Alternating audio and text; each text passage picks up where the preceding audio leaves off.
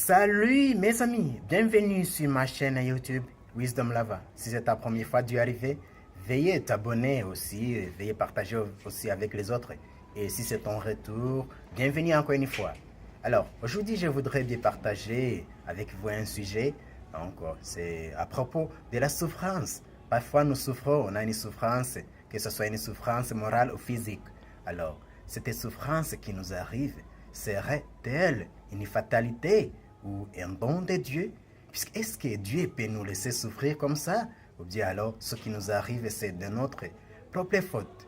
Alors, je voudrais bien partager avec vous ce texte et veuillez bien suivre et laisser vos commentaires. Merci. Bienheureux ceux qui souffrent, le royaume de Dieu est à eux. Sermon sur la montagne. La souffrance physique et morale, la perte d'un être cher, d'un enfant, voire même d'un objet auquel on tient. La maladie aussi, la douleur, la mort. Tout ceci reste incompréhensible et entraîne souvent une révolte contre Dieu. Qu'est-ce que j'ai donc bien pu faire au bon Dieu? C'est aussi la perte de la foi ou bien une justification de ne pas l'avoir. S'il existait un Dieu, il ne permettrait pas cela. Le marque cependant a sa propre justification sur terre et dans les cieux. Si Dieu existait, le mal n'aurait plus cours ici-bas. Lorsque la souffrance s'abat, le cri vengeur de l'homme contre Dieu se fait entendre. Les hommes vivent dans l'insouciance, mais lorsque les difficultés sont là, c'est à Dieu qu'ils en prennent. Cet argument contre l'existence de Dieu devant la mort, la souffrance et le malheur n'est pas nouveau. Saint Thomas y répondait déjà et de manière surprenante, il affirme: puisqu'il y a du mal, Dieu existe. Comment comprendre cette citation? Dieu n'est-il pas l'infinie bonté et la souveraine perfection? Comme le démontre cet texte, le mal est non-être. Dieu ne peut donc pas être l'auteur du mal. Que veut donc dire le docteur Angélique? Dieu cause du mal. Le mal se définit en théologie comme une privation du bien. Ainsi affirme Denis. Le mal n'est pas né ni existant ni un bien. La souffrance est donc l'absence d'un bien qui peut être matériel ou spirituel. Ainsi, la souffrance est soit une souffrance physique. Elle correspond à la douleur dans le sens précis de ce terme, soit une souffrance morale. Dès lors, supprimer Dieu revient à supprimer l'ordre du bien. Si le bien n'existe plus, nécessairement le mal non plus. Le mal existe donc parce que Dieu existe. Mais alors, allons plus loin. Dieu est cause de toutes choses. N'est-il pas possible de dire que Dieu est cause du mal?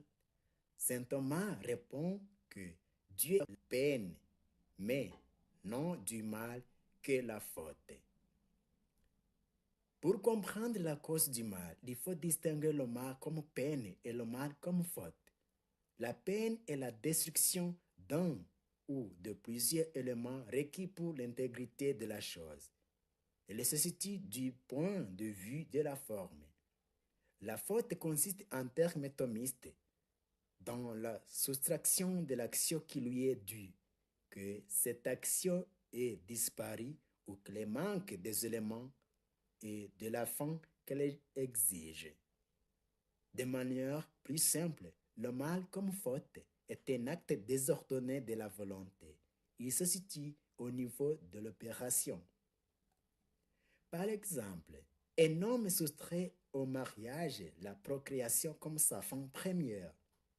Il commet une faute.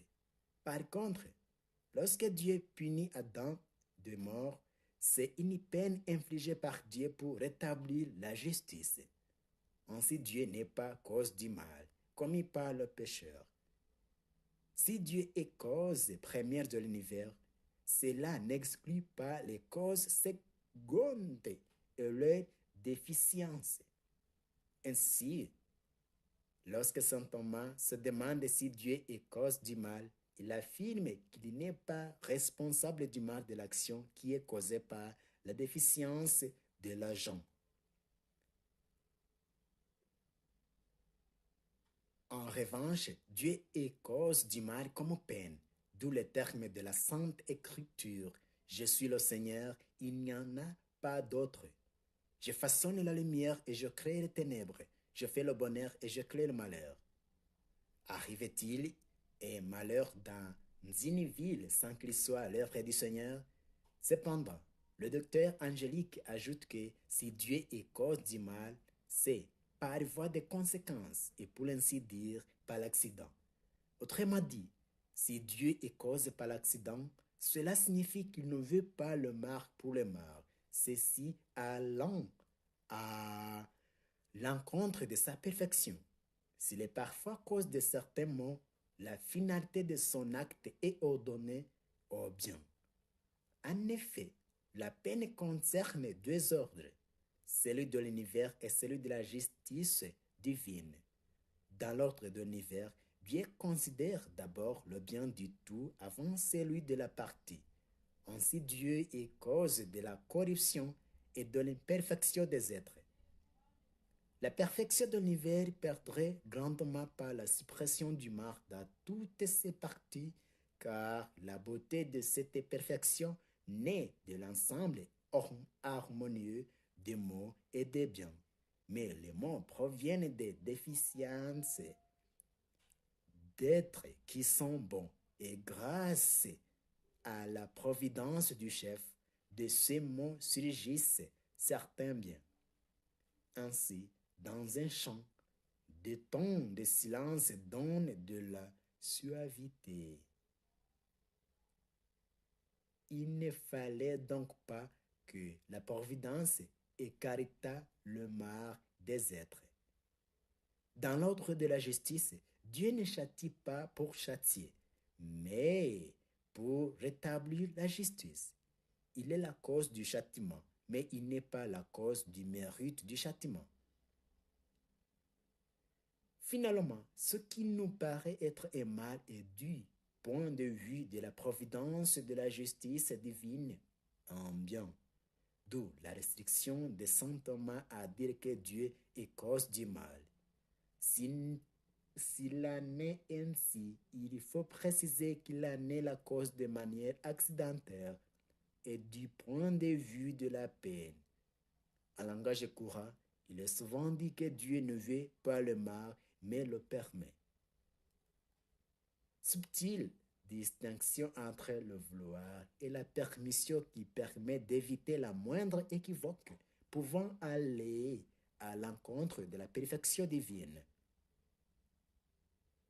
La souffrance est finalement permise par Dieu car elle est juste. Adam est le père de l'humanité en étant châtié par Dieu. C'est toute l'humanité qui est punie. Fatalité pour les hommes. Faut-il se laisser broyer par elle, comme les héros mythiques de l'Antiquité le sont, sous les châtiments de Dieu, tel Sisyphe poussant sa pierre pour l'éternité?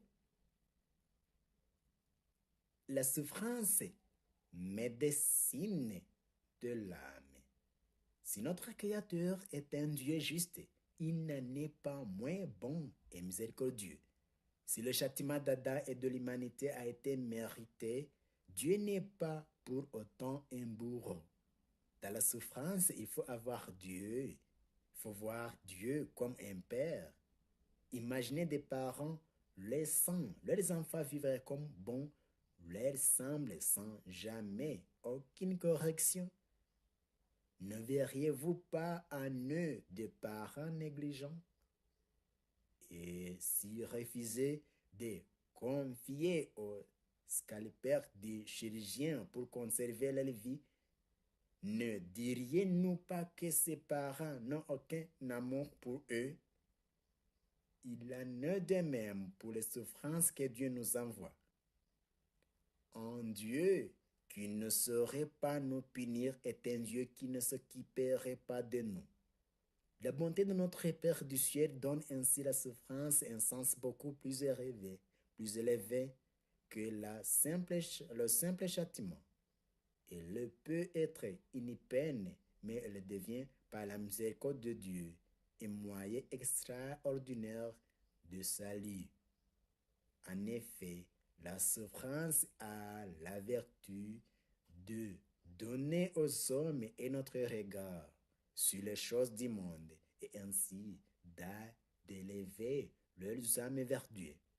Que valent les richesses, le bien-être matériel lorsque nous, les héros, et notre échelle, l'âme, au lieu de se recroqueviller sur elle-même, s'élève soudain vers l'essentiel. La souffrance est finalement un excellent remède contre l'assoupissement. Ici-bas, le bonheur devient un anesthésiant s'il n'est pas traversé par quelques nuages. L'homme oublierait que la terre a ses limites et qu'il est fait pour l'infini. Si la souffrance n'est pas au jardin d'Éden, elle fait partie maintenant de notre nature. Sans elle, l'être humain tombe nécessairement dans le matérialisme. Un homme qui ne souffre pas est un être dénaturé. Il ne retrouvera jamais l'image de son Créateur inscrite au fond de lui-même. Tant il sera submergé par les flots du monde, un enfant qui tombe apprend la vie. Un adulte qui souffre apprend à devenir un homme. La souffrance a ensuite une deuxième vertu, expliquant pourquoi les âmes chrétiennes doivent aussi souffrir ici-bas. Elles n'ont plus besoin d'électrochocs pour se concentrer vers l'essentiel, mais elles doivent expier leurs fautes et celles des pécheurs. La souffrance est l'inverse du péché. Elle est un mélange mystérieux d'obéissance, d'humilité et de sacrifice. Elle a une véritable vertu purificatrice, comme un second baptême pour nous et pour les autres. Devant tant de bienfaits obtenus par l'acceptation de la souffrance, l'acharnement à vouloir introduire l'euthanasie dans le milieu médical s'explique. Les politiciens et les médecins veulent empêcher Dieu de procéder à l'ultime sauvetage. Car si les malades endurent les souffrances jusqu'au bout, ils peuvent à la fois élever leurs âmes vers Dieu et se purifier de leurs fautes. Enfin, la souffrance de sa vocation la plus belle va ennoblir l'âme à tel point qu'en Saint François de Sales affirme: vous ne savez pas de quoi les anges nous portent envie. Certes, de nulle autre chose que de ce que nous pouvons souffrir pour Dieu, et s'ils n'ont jamais souffert pour lui. Par la souffrance, les hommes sont mis devant les limites. En les dépassant, les trésors enfuis de l'âme vont pouvoir resplendir. Pas de grands héros, pas de grands soldats sans le creuset de la souffrance. C'est elle qui permet aux hommes de devenir sublimes. Sinon, ils ne seraient que des robots. Face à la mort, devant les périls, l'âme se déploie dans une beauté jusqu'alors insoupçonnée. Non, la souffrance et la bonté de Dieu ne sont pas un paradoxe dans la foi chrétienne. C'est en raison de la bonté de Dieu que nous souffrons. Il nous aime et nous veut à ses côtés pour l'éternité. Il veut rendre nos âmes belles et faire de nous des saints resplendissants de beauté. Finalement, tous ces mots aideront peut-être à comprendre la souffrance. Cependant, il faut savoir arrêter la réflexion et méditer. Comme tous les mystères de la religion chrétienne, les discours doivent laisser place à la contemplation. Nous pourrons toujours essayer de comprendre la souffrance, mais vient un moment où il ne faut plus se poser des questions et laisser la passion du Christ nous apprendre à souffrir, nous apprendre à aimer, que tous les docteurs se taisent, que toute créature fasse silence afin que je n'entende plus que vous. Oh mon Dieu, merci de m'avoir suivi et merci aussi de pouvoir partager ce texte avec les autres au sujet de la souffrance. Et si tu n'es pas encore abonné, veuillez le faire. Et ce n'était pas mon propre texte, c'était une réflexion de Godelaine Lafargue qui faisait son doctorat en philosophie. Merci, à nous revoir.